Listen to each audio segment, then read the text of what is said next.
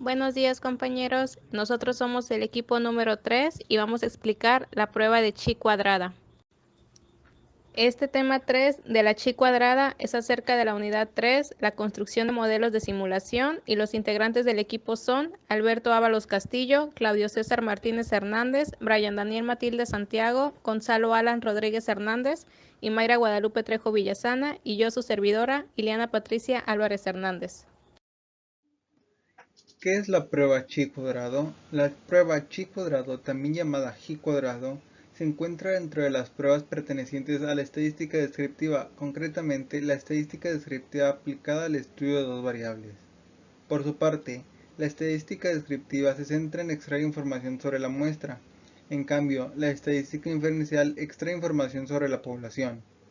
El nombre de la prueba es propio de la distribución chi cuadrado de la probabilidad en la que se basa. Esta prueba fue desarrollada en el año 1900 por Carl Pearson.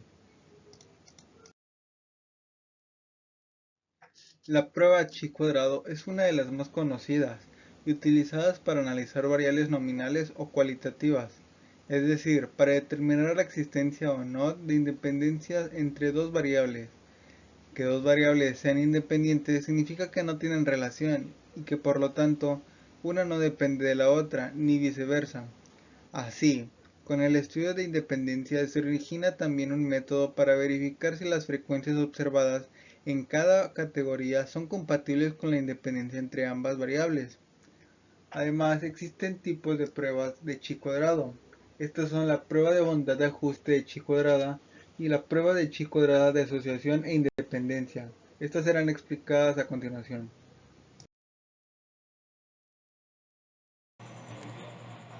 Funcionamiento. Como hemos visto, la prueba de chi cuadrado se utiliza con datos pertenecientes a una escala nominal o superior. A partir de chi cuadrado se establece una hipótesis nula que postula una distribución de probabilidad especificada como el modelo matemático de la población que ha generado la muestra. Una vez tenemos la hipótesis, debemos realizar el contraste, y para ello disponemos de los datos en una tabla de frecuencias, en donde se indica la frecuencia absoluta observada o empírica para cada valor o intervalo de valores. Entonces, suponiendo que la hipótesis nula es cierta, para cada valor o intervalo de valores se calcula la frecuencia absoluta que cabría esperar o frecuencia esperada. En este caso tenemos dos pruebas. La prueba de bondad de ajuste de chi cuadrada se utiliza para probar que también una muestra de datos categóricos se ajusta a una distribución teórica, y la prueba de chi cuadrada de asociación e independencia, en que los cálculos para estas pruebas son iguales, pero la pregunta que se está tratando de contestar puede llegar a ser diferente. Pero para esto tenemos la prueba de asociación y la prueba de independencia. La prueba de asociación se utiliza ya que para ver si una variable está asociada a otra variable, y la prueba de independencia para determinar si el valor observado de una variable depende del valor observado de otra variable. Bueno, yo les voy a explicar un poco acerca de lo que es el procedimiento general de la prueba chi cuadrada. Como primer punto nos dice que se tienen que obtener datos de la variable aleatoria a analizar. En este caso se tiene como mínimo 30 datos para poder realizar una buena prueba de chi cuadrada. Como segundo punto, ya una vez teniendo los datos, se calcula la media y la varianza. Una vez realizados estos cálculos, se procede a crear un histograma de intervalos y se obtiene la frecuencia observada en cada intervalo. Y por cuarto punto, una vez realizado la frecuencia de cada intervalo, se establece la hipótesis nula, proponiendo una distribución de probabilidad que tenga ajuste al histograma. Como quinto punto tenemos que se tiene que calcular la frecuencia esperada a partir de la función de probabilidad propuesta. No se puede utilizar otra. Y como sexto punto se calcula el estadístico de prueba. Como séptimo paso Una vez realizado el cálculo del estadístico de prueba, se define el nivel de significancia de la prueba y se determina el valor crítico. Y como por último punto, se compara el estadístico de prueba con el valor crítico. Si el estadístico de prueba es menor que el valor crítico, no se puede rechazar la hipótesis nula. En cambio, si el estadístico de prueba es mayor, se podría rechazar la hipótesis nula establecida.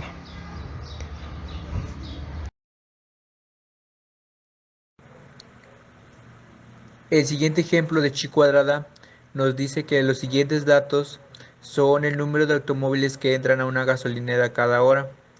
El problema nos pide que determinemos la distribución de probabilidad con un nivel de significancia del 5%. El siguiente histograma nos permite ver que n es igual a 50, lo cual nos representa el total de datos, m es igual a 11, que es el total de intervalos que existen.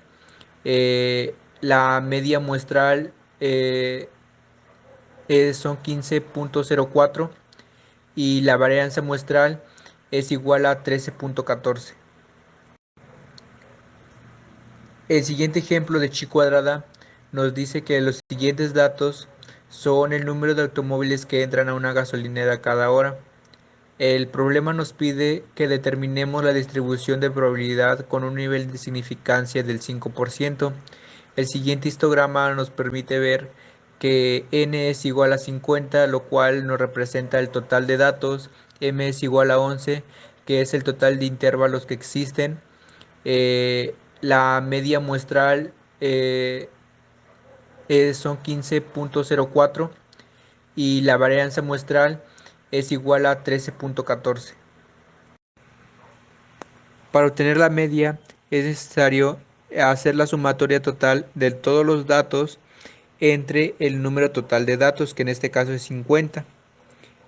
Y para la varianza es necesario tener la sumatoria total de cada uno de los datos que nos da, restándole la media.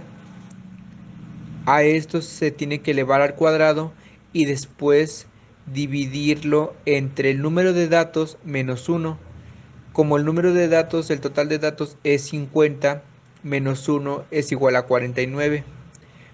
Por esto la media muestral nos dio 15.04 y la varianza con 13.11.88. Para la prueba de hipótesis, la hipótesis nula nos dice que Poisson tiene que ser con un número 15 en automóviles cada hora, y la hipótesis alternativa es otra distribución ajena a la primera. Lo primero que tenemos que hacer para empezar con el ejemplo de chi, nos dice que debemos calcular la probabilidad de cada intervalo a partir de la función de Poisson. Para esto tenemos que recordar que este ejemplo está dividido en 11 intervalos, así que lo tenemos que repetir 11 veces con cada uno de los números que contiene el intervalo. En el primer intervalo es de 0 a 7, el segundo intervalo es de 8 a 9 y así sucesivamente hasta llegar al 26. El primer intervalo que vamos a calcular es de 0 a 7. Lo cual nos dice que la fórmula nos dice que se tiene que el número de la hipótesis nula se tiene que elevar al primer término del intervalo, que en este caso es 0. Y el número de la hipótesis nula es 15 a la 0. A esto se tiene que multiplicar por el número e, pero antes este número tiene que estar elevado al mismo número de la hipótesis nula, pero con signo contrario. A todo esto se tiene que dividir entre 0 permuta, lo que nos quiere decir dónde sale el 0 es que es el mismo número que es el primer término del intervalo.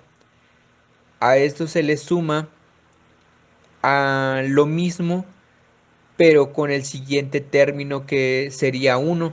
Por eso es 15 a la 1, porque 1 es el siguiente término del intervalo, multiplicado por el número e a la menos 15 y dividido entre ese mismo número, pero con permuta, y así sucesivamente hasta llegar al 7, porque recuerden que el primer intervalo es del 0 al 7, por eso son 7 términos.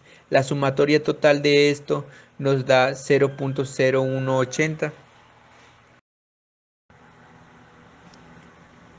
Para calcular la probabilidad del siguiente intervalo, que sería 8 y 9, es prácticamente lo mismo. Tomamos el número 15, que ya es lo que determinamos en la hipótesis nula, que se va a estar repitiendo en todos los intervalos, y vamos a tomar el número 8, que es el primer término de este intervalo, que sería 15 a la 8 multiplicado exactamente por lo mismo, que sería el número e elevado a la menos 15 entre 8 permuta. Recuerden que 8 es el primer término del intervalo 2, más el número 15 elevado al siguiente término del intervalo, que también sería el último, porque el segundo intervalo solo consta de dos dígitos, y multiplicado por e a la menos 15 entre 9 permuta, lo que nos da un resultado de 0.0519.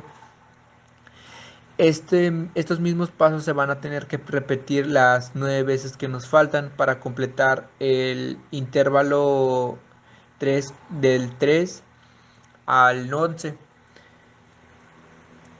Cuando hayamos terminado, enseguida calculamos la frecuencia esperada en cada intervalo. ¿A qué nos referimos? Que cada dato que hayamos obtenido anteriormente lo vamos a multiplicar por el total de datos. El total de datos, recuerden que es 50. Por ejemplo, en el primer intervalo nos dio que la probabilidad de este intervalo del primero es 0.0180, lo cual lo vamos a multiplicar por 50 y nos tiene que dar un total de 0.9001. Para el intervalo número 2 es 0.0519 multiplicado por 50, lo cual nos tiene que dar un total de 2.5926 aproximadamente. Y exactamente con los datos que les esté dando, que les arroje en los siguientes intervalos, lo van a multiplicar por 50 y van a obtener la frecuencia esperada de cada intervalo. La frecuencia total nada más sería sumar cada uno de estos datos. Siguiendo con el ejemplo de chi cuadrada, tendríamos que sacar el estadístico de prueba. El estadístico de prueba no es más que cada uno de los datos obtenidos, o sea, multiplicados la probabilidad por el número de muestras, el total de muestra, restarle 1 y a esto mismo elevado al cuadrado y dividirlo entre la misma frecuencia esperada de cada intervalo. Por ejemplo, como ya habíamos dicho, el resultado de la frecuencia esperada del intervalo 1 es de 0.9001. A esto se le tiene que restar 1 y a eso mismo se tiene que elevar al cuadrado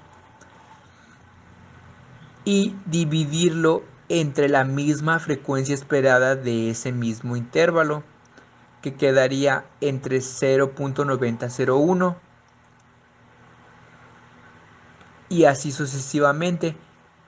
La sumatoria total de cada uno de estos datos es un resultado de 1.7848. Este número total es el estadístico de prueba.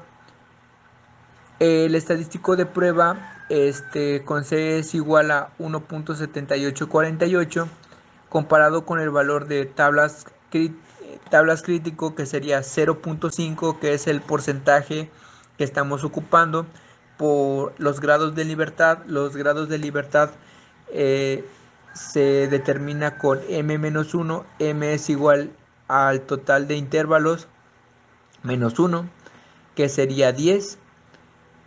Buscándolo en la tabla de chi cuadrada que está en una diapositiva más adelante, nos arroja que es un total de 18.307, lo cual nos indica que no podemos rechazar la hipótesis de que la variable aleatoria se comporta de acuerdo con una distribución de Poisson con una medida de 15 automóviles por hora.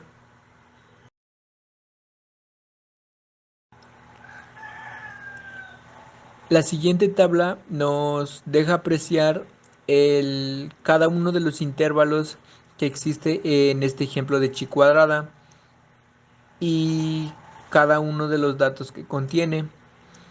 En la siguiente fila, nos indica cuántos números, cuántas cantidades existen en ese intervalo. Por ejemplo, en el primer intervalo de 0 a 7 solo hay una cantidad. En el siguiente, que es de 8 a 9, hay dos cantidades en ese rango. En la siguiente fila, pues nos representa la probabilidad de cada intervalo.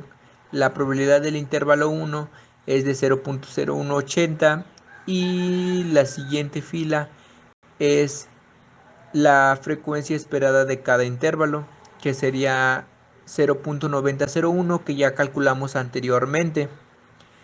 Y en la última fila nos representa el estadístico de prueba.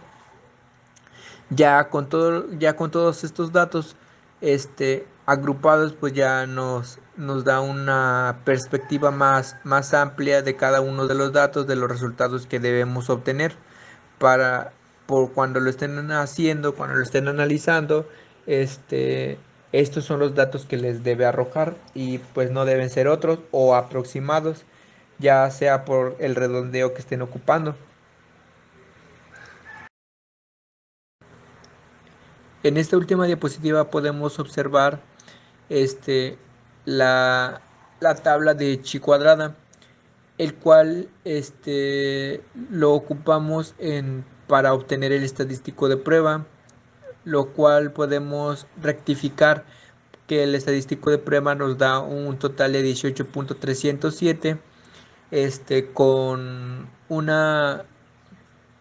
con un porcentaje de 0.05 y con un grado de libertad de 10, lo cual podemos observar que sí realmente es de 18.307.